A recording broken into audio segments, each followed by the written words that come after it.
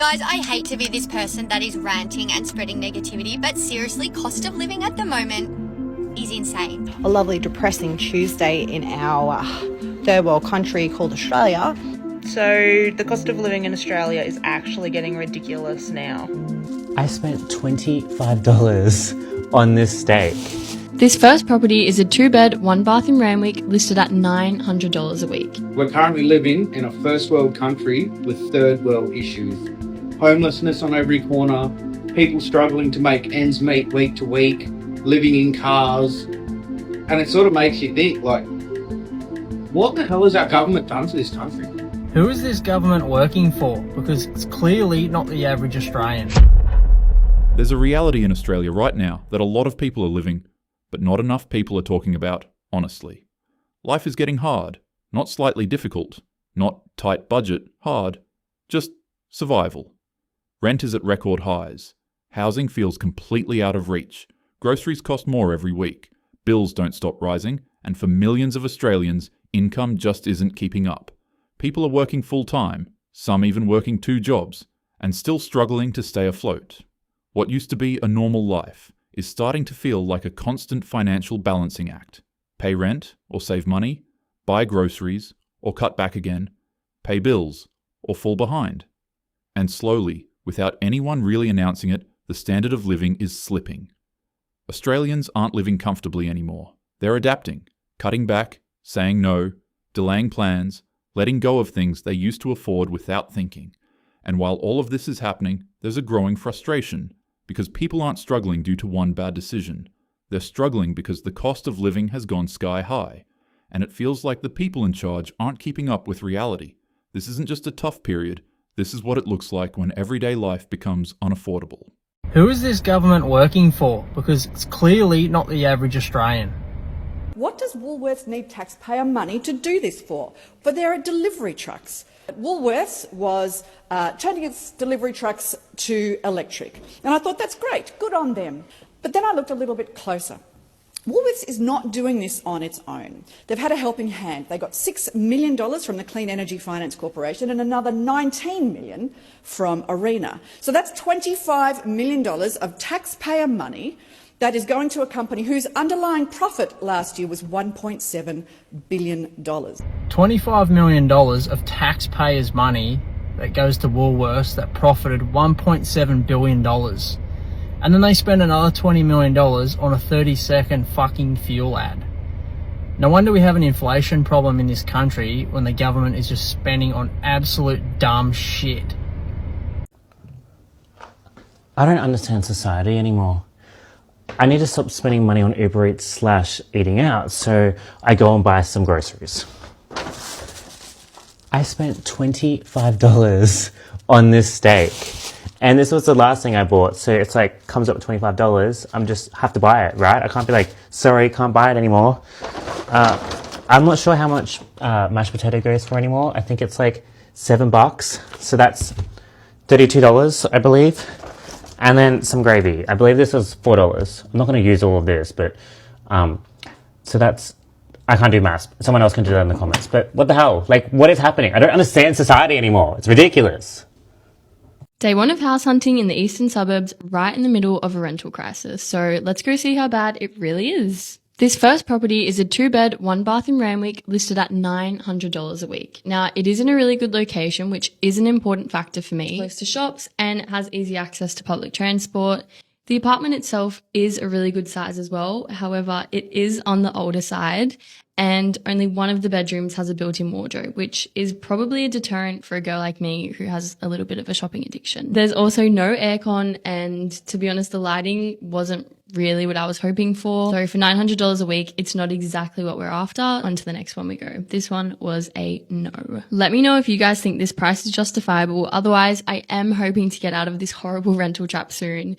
But until then, I'm keeping a close eye on my borrowing capacity and credit score with the CoPosit app. See you in part 2. Daniel has just told me something that's like, holy shit. So Dan has just done a windscreen for somebody, one of his customers. And this gentleman is somebody who grew up in a third world country. And this is literally what he said to Daniel.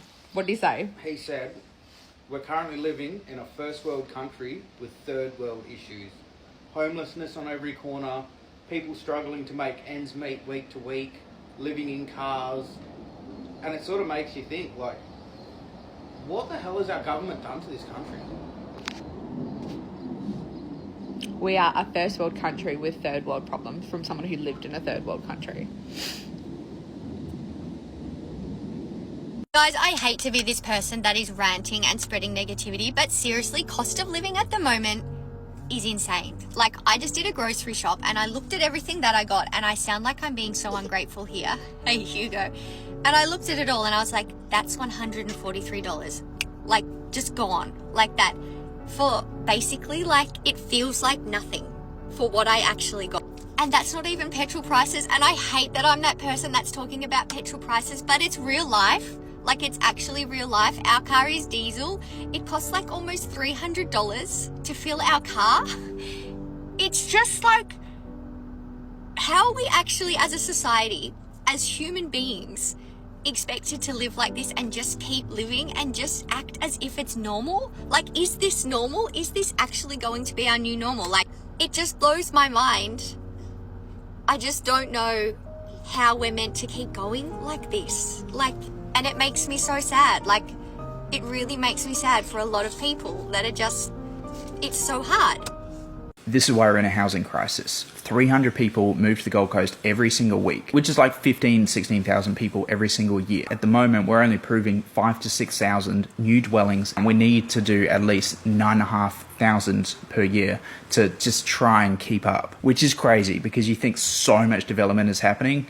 It's not enough. And there's not really a good solution to it. And if you want a house on the Gold Coast, a new house, forget about it. Here's what could happen to alleviate the problem. We need more incentives for developers to start doing, got an older block where there's one house on there, can you get 3, can you get 4 on there? Yes, people are gonna have less room for a yard and you'll have to have a double-story home, but it's what's needed. All the main suburbs like Ashmore, Southport, Labrador, that's where people who are smart are buying. They're buying up land in these areas knowing that eventually something's got to change. They've got to change the zoning. They've got to start getting more higher density going on. Like, I'm not saying skyscrapers getting built out in the suburbs. They're going to be the winners in a couple of years' time when zoning's relaxed. Builders are more incentivized to build. The cost of getting everything done reduces. There's a way to fix it, and there's a way to do it, and it just needs to get done. The pressure Australians are feeling right now isn't coming from one place.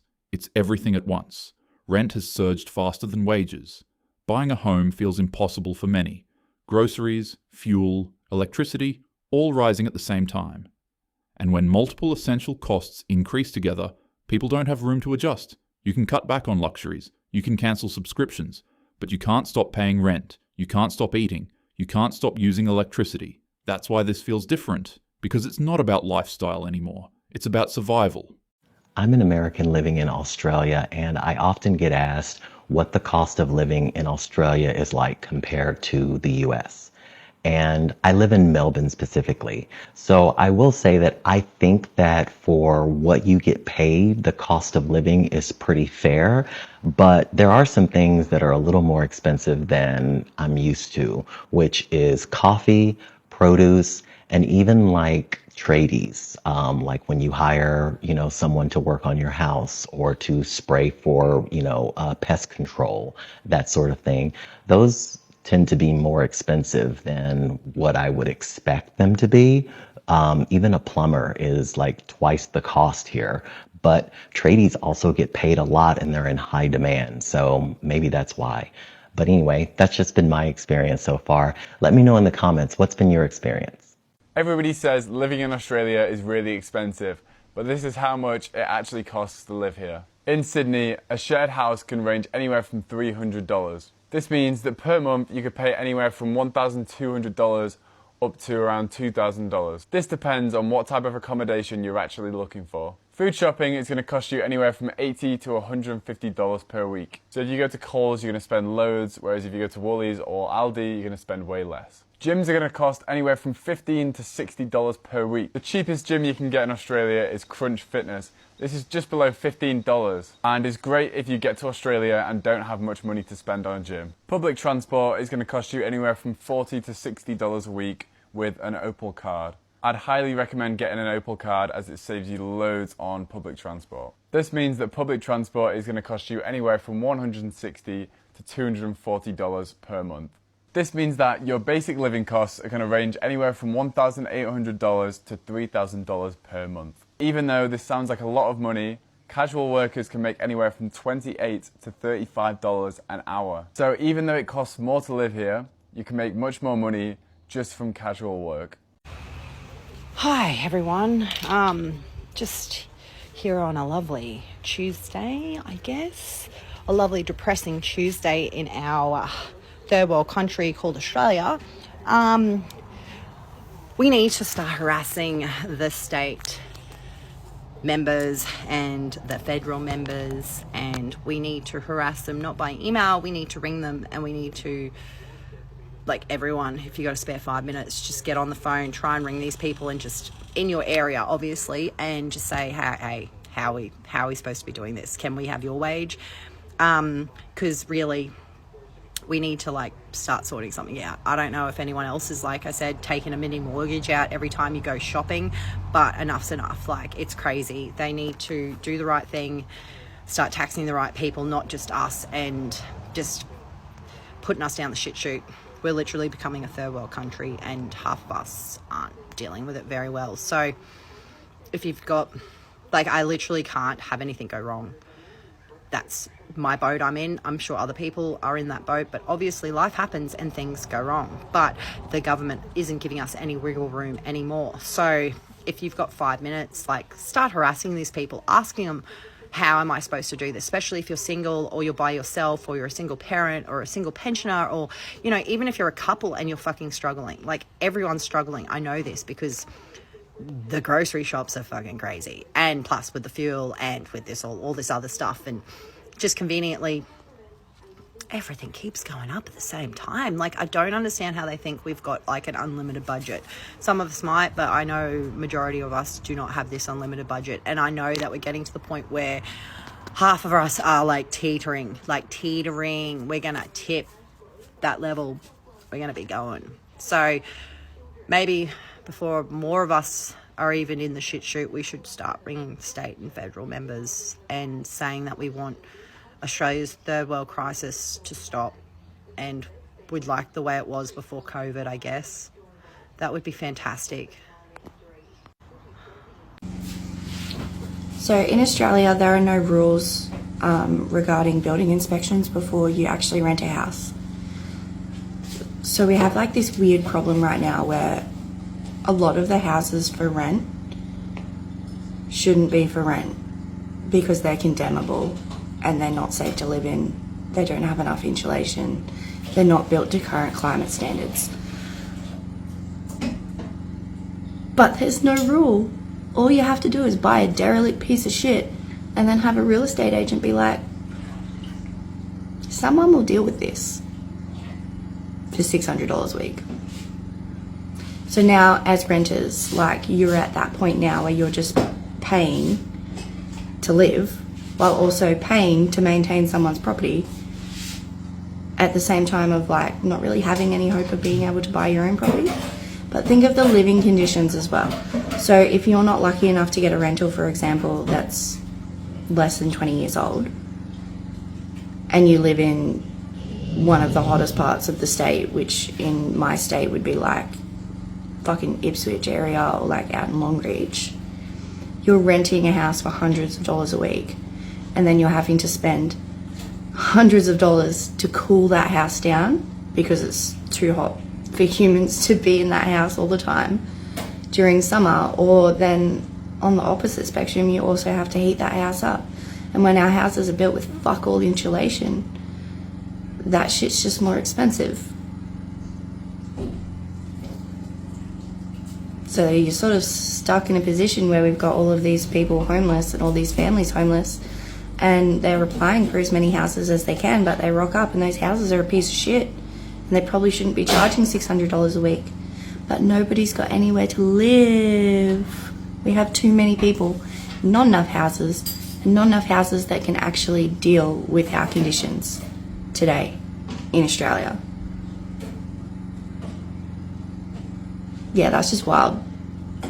Like, there are people literally renting out their garden sheds at this point. Yeah. I just feel like as a renter, like, you'd want to know that the house that you're living in is safe.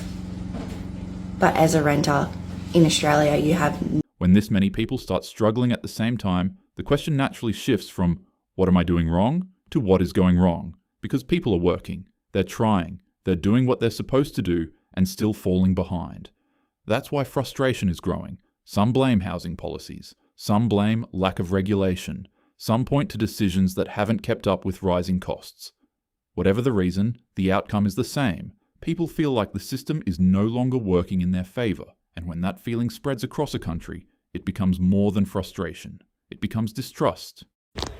Okay, I'm sort of over this subject, and no one wanting to seem to want to change or do anything to stop the rises happen. People just keep talking about the obvious, but no one's willing to, let's try and make ideas to change this. Instead of bickering between each other and who's right and who's wrong, it doesn't really matter. It matters that we're all suffering. We're all up shit creek. I don't know if any of us have got the boat anymore, or how many of us have got paddles, or if we're swimming or fucking, we're treading water. Depends on whatever, but I know some of us, the boats are cracking, we've lost an oar, this has happened, and I know people have been struggling for years, but the pendulum, I think, for a lot of people is starting to fall, and we either need to go front to Parliament, we need to go in front to places, or, as a collective group, and like one or two of us, they're not going to change that. But if there's a whole bunch of us with the same problem and we all go there on the same day, they can't really stop us all. But I don't know, do we all forget? Like, my mum's a boomer.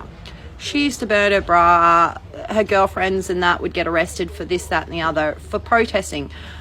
Some bloke said about our generation, and we don't understand about protesting. No, because we didn't do that. We didn't live in that generation. So maybe we need to use this social media stuff and what we've got, and maybe start actually properly protesting. Not, the silly protests where people glue themselves to the floor and, stop traffic. Let's do an actual legitimate one that's not going to stop people's routines for the day. Like, go to Parliament, do it right, stand up for what we think is right, and let's try and change stuff. Or it's just, I don't know. I just really hope this entire world doesn't implode into anarchy, because we're all freaking suffering and they're trying to make us all broke. I don't know.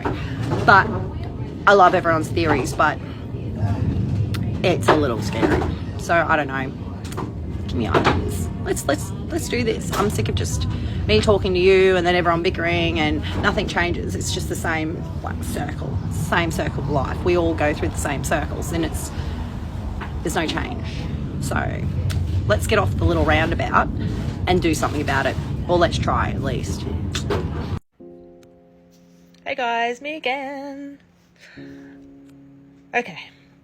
So the cost of living in Australia is actually getting ridiculous now. Since my last post about petrol, it's now up and up and up. Diesel's over $3 a litre. It's just costing us money to breathe right now.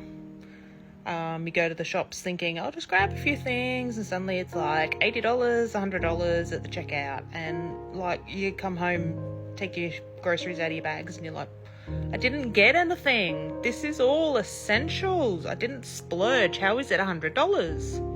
Why does filling up your car with petrol seem like a luxury? I'm literally watching the dollar amounts go up it's like a game I didn't sign up for. You hear people talking about things running low, shortages. Cool. Everything's so expensive now, and we might not even be able to get it. That's just great.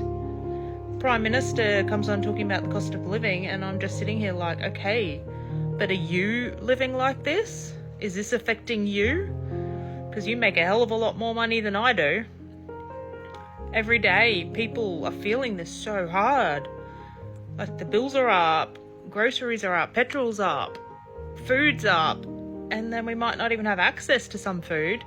Everything is going up, except how much we can actually afford to live. I feel like everyone's just quietly dealing with it.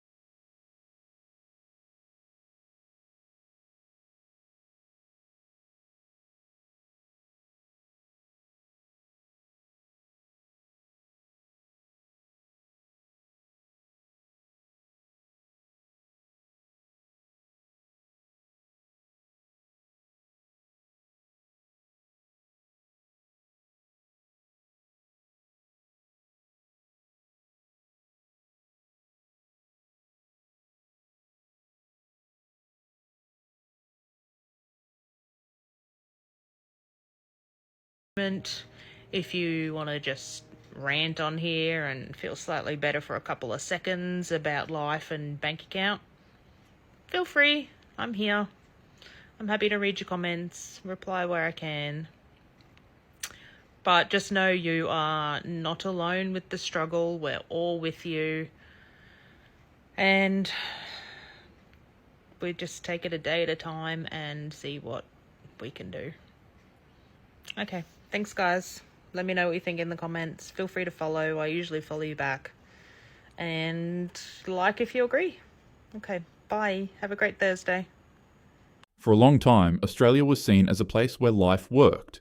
Work hard, and you could build something, have stability, plan for the future. But right now, for a lot of people, that idea feels like it's slipping away. Because when you look at everyday life, the pressure is constant. Rent isn't just expensive, it's overwhelming. Housing isn't just difficult, it feels impossible. Basic living costs aren't just rising, they're outpacing everything else. And when income doesn't keep up, people are left in a position where they're always catching up, but never getting ahead. This is what struggling to survive actually looks like. Not dramatic, not sudden, just ongoing. Quiet stress every week, constant decisions about what to cut back, a feeling that no matter what you do, it's not enough. And over time, that changes people. It changes how they live, how they plan, how they think about the future. People delay big decisions, put off having families, give up on owning a home, lower their expectations. Not because they want to, but because they have to. And when enough people start doing that, it changes the country itself. Because a strong society isn't built on survival. It's built on stability, on people feeling secure enough to live, not just exist. Australians aren't asking for luxury, they're asking for balance, to work and afford rent, to buy groceries without stress, to feel like effort still leads somewhere. And when those basic expectations aren't being met, people start asking harder questions. About housing, about wages, about decisions being made at the top. Because when life gets this hard for this many people, it's not just a coincidence, it's a signal that something isn't working the way it should. And ignoring that reality won't fix it. Because right now, for a growing number of Australians, this isn't just a cost of living problem, it's a survival problem.